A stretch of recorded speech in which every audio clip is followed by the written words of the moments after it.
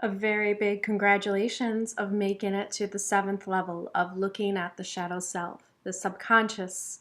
And this is addressing wrath. Wrath is the one thing that I have learned that within my life, it was the one thing that was keeping me asleep. And it was the last stage of my unconscious self that I had to go through in order to be fully awakened into who I truly was deep down inside.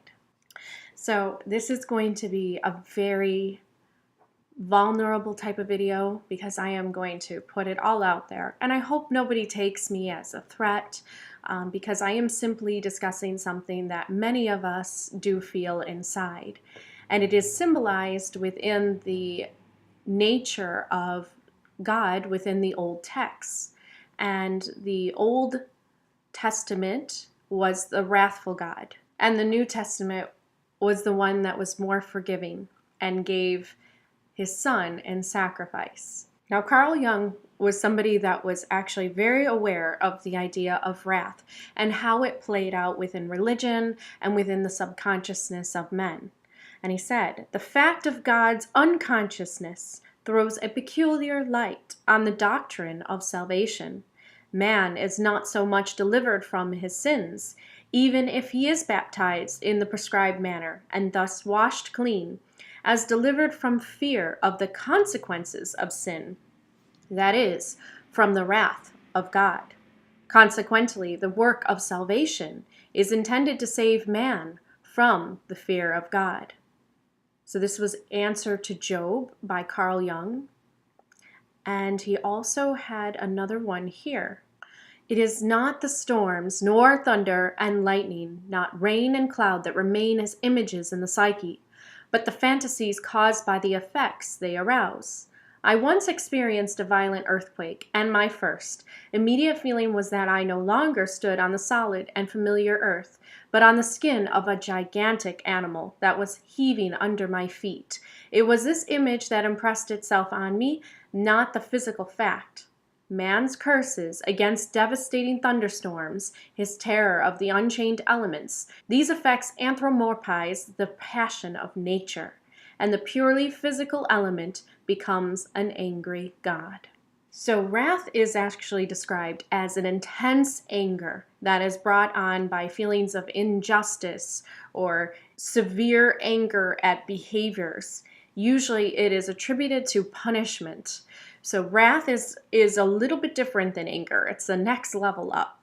So some people can be angry, but to be wrathful is a feeling of destruction that is felt within. You want to destroy whatever it was that is the subject of your wrath. And this is the nature of God within the Old texts.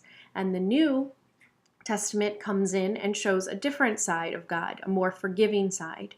This is because in the subconscious of mankind, what needs to happen is for man to allow themselves to let go of their wrathful nature within in order to truly awaken to the interconnection to all things. For me, myself, I'm going to give you a very personal look inside of my life and inside of my life in particular in the phase of my unconscious states. Today, I can say I am clearly conscious of myself as a creator and as a quantum manifester on this planet, and I know that many people are awakening to this.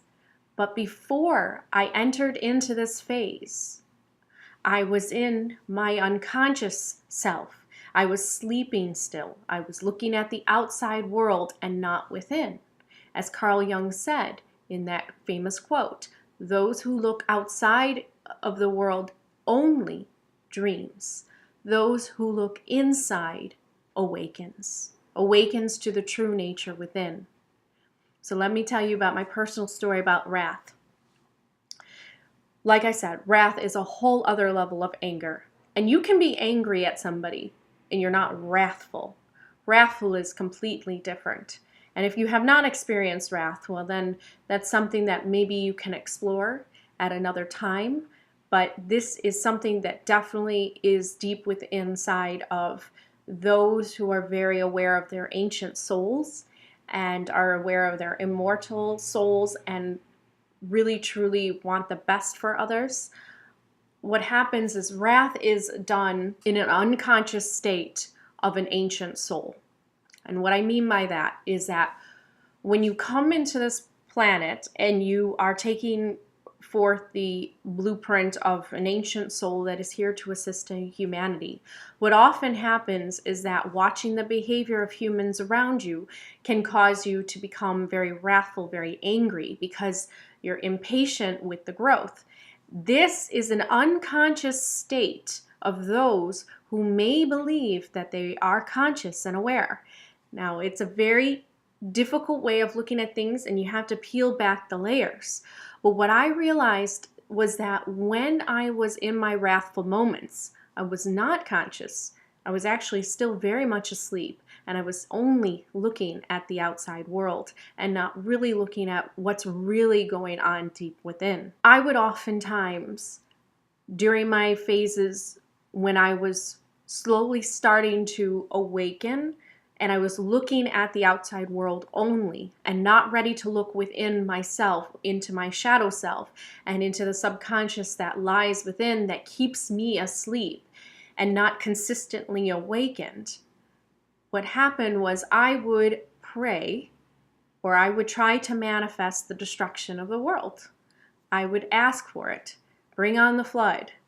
Bring on a comet. Let's destroy the human race. And I know that I'm not alone because I often observe people's comments on YouTube in this nature. There's a lot of people that are human themselves, and they are disconnected from the human race for a temporary time. And they say, let's destroy all of humanity. Let's get rid of this world. Let's destroy this world and start over again. And this is what's in the mindset of those actually in the elite positions that are interested in these kind of depopulation schemes and agendas. Wrath is a way of looking at the world in an unconscious way and blaming every single other soul for something rather than looking deep within. I used to be that way. I used to actually call for the destruction of the world. And now I can look back at myself and realize that I no longer have those tendencies because I truly awakened and I decided that I was going to play a particular role. I was going to change the way that reality is by becoming the change that I wish to see. Instead of getting angry and destroying the world, I decided to play a particular role. And this is what led me to forgiveness of myself and forgiveness towards the humans that might not know what they are doing. They are still also in unconscious states of sleep. And they simply play out their lives existing in their human form, and they move from their ego identity, and they really don't consciously think about others, and they only go for what they want. And this is why we have murder and chaos and mayhem and all these kinds of things. This is the asleep nature of those that are in the unconscious states before awakening. I do not know if it's going to be in this lifetime that they can awaken, but I do believe that it is everybody's true potential to awaken in each lifetime if that is something that you seek to experience. So that was my wrathful nature. And it would come out in small ways when I would have arguments with my husband, especially with those that you love and those that you can open up and be vulnerable to. You can show a very wrathful side to you. The destruction of others in the world and the evil that I saw was then being reflected on back to me within some of the arguments and the fights that I would have with people that I loved. I would actually put them into the same category as feeling like they too needed to be destroyed by me because they were simply hurting me and not giving me the type of vision of life that I truly wished to see. And the answer to all of that was in order to forgive them, forgive myself, and move forward in becoming the change that I truly wish to see in the world. No longer expecting and putting the burden on others to show me this change and transformation, but to become it myself. This is when we step into our God creator self. This is the true power that we have in not becoming wrathful gods, but instead becoming forgiving ones of the New Testament. And that simply was just a way of showing that evolutionary change from having the old gods be wrathful and using nature as a destructive force towards humanity, and then showing an evolution that was bound to happen anyways in a species that was awakening to their truer nature within. And the New Testament shows that truer nature within is awakening to forgiveness and sacrifice, and in the idea that God came into a physical body in order to die for all of human sins, that is simply a metaphor in the understanding that God let go of the wrathful nature within, decided to forgive those that did not know who they truly were or where they really came from, and decided to take on that burden onto themselves and become a martyr. We do not have to become a martyr. Now we're in the new age of Aquarius. And so now we might start to experience a different way of seeing that whole forgiveness nature and being a martyr. Now it is about transforming the energy and the choice to manifest the reality that you wish to see. My reality that I wish to see is for peace on earth, harmonious living with lots of different types of unique and interesting souls together. And that's exactly what I am manifesting now. And no matter if people know it or not, I am slowly transforming this world, as you are too. We all are quantum activists, and we all have the power within to actually create the reality that we wish to see. Now, it's not going to be everybody that's going to join in on this path that I am creating, but it will be many people that are already on that same frequency and vibration, and they still want to see the peace within humanity. They want to see that new earth. They want to see fairyland. They want to see all of that. So transforming the wrath within myself was a key to forgiving myself for the helplessness that I felt deep within, to change things, to create the reality that I wish to experience. I realized that my wrathful nature towards this world, and everybody else who comments on YouTube and everybody else who writes blogs about how much they hate humanity and they want to destroy humanity, even though they are humans themselves, all it really truly is being upset with your own self in having the lack of power to transform the world into what you wish to see. So the answer to that is forgiveness. Forgiveness to yourself for not being awakened yet, not seeing the true reality, not being in that phase of existence in which you can manifest the reality that you wish to see and become a true quantum activist for change on this reality plane. And that is really the way that I helped myself. No longer do I have those types of prayers. No longer do I call out forth that type of spell to put on the world, to destroy the world. In fact, I want the opposite.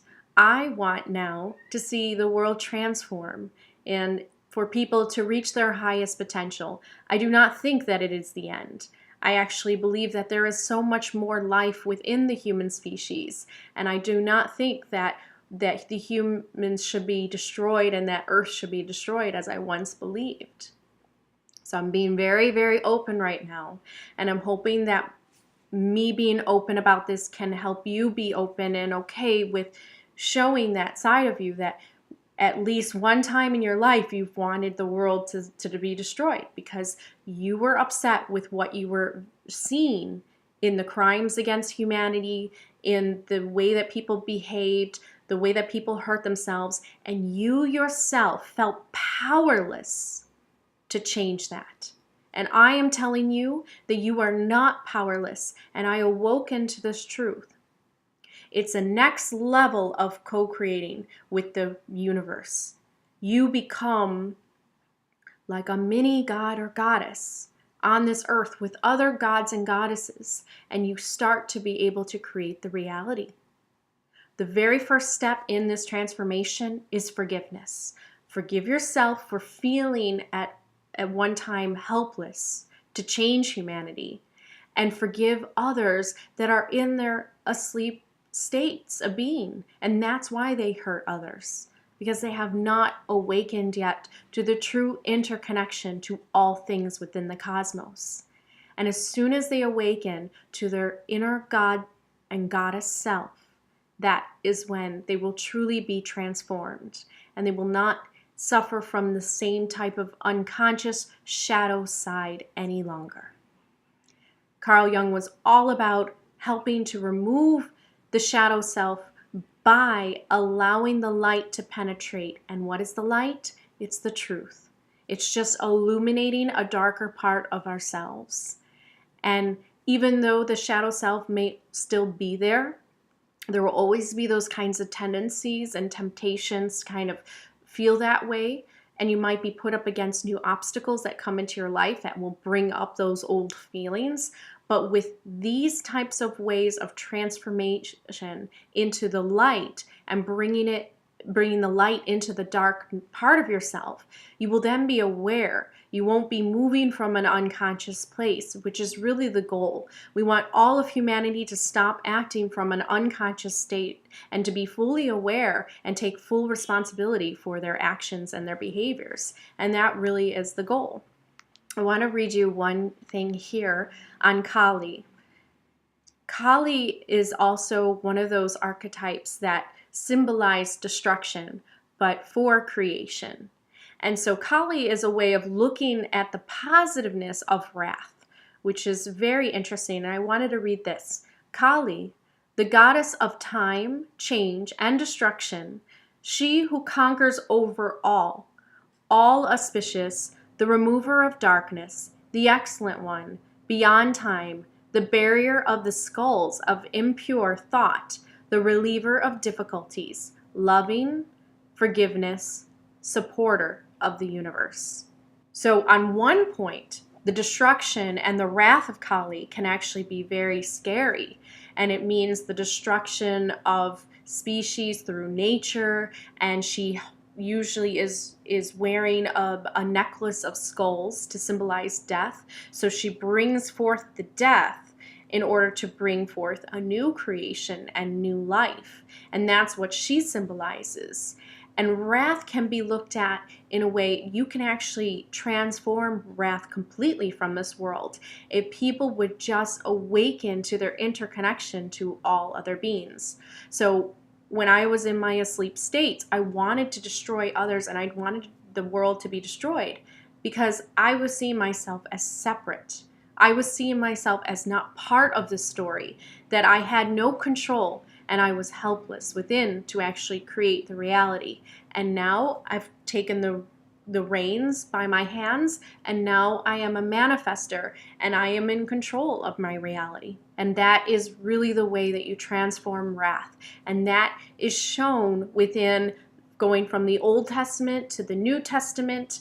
But no longer do we have to be martyrs. No longer does God have to die in order to show forth a rebirth and to bring forth new change. I used to tell my husband that I would be somebody that would be a martyr type. I could put myself on fire in front of Washington just to get that message out. But I am no longer in that phase of my unconscious action and being. And I realize now that it's a whole new level of the dream in which I can be an active participant in creating change now.